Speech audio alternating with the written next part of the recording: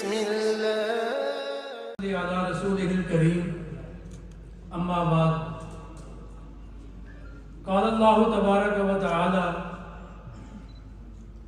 قل إن كنتم تحبون الله فاتبعوني يحببكم الله ويغفر لكم ذنوبكم قال النبي صلى الله عليه وسلم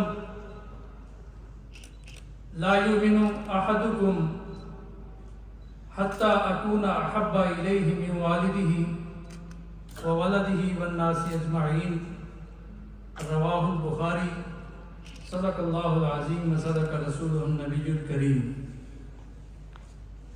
عزیز وقار سامعین، آپ یقین مانیے آپ سبھی مبارکباد کے مستحق ہیں جنہوں نے نعت پڑھی، کیونکہ آپ کا تعلق جناب حسان بن ثابت کے قبیل سے ہے.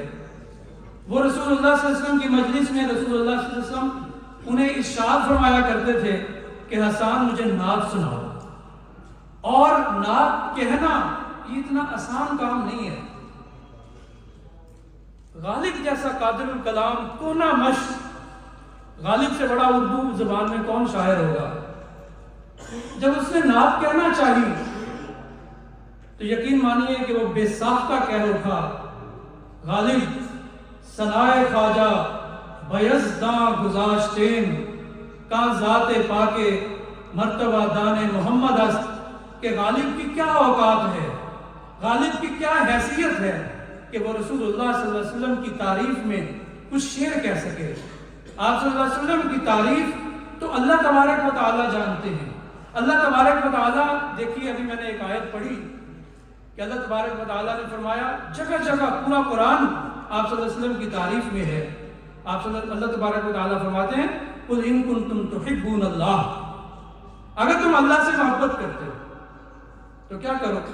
اے محمد انہیں فرما دیجئے فاتبعونی، میری پیروی کرو، میری اتباع کرو، میرا کہنا مانو. کیا ہوگا؟ یحببکم اللہ، اللہ تم سے محبت کرے گا. پھر ویغفر لکم ذنوبکم، اور تمہارے گناہوں کو بخش دے گا.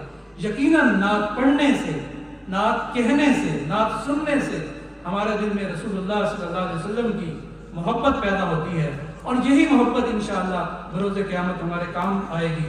یاد کرتے ہیں تم کو شام و سحر، دل ہمارا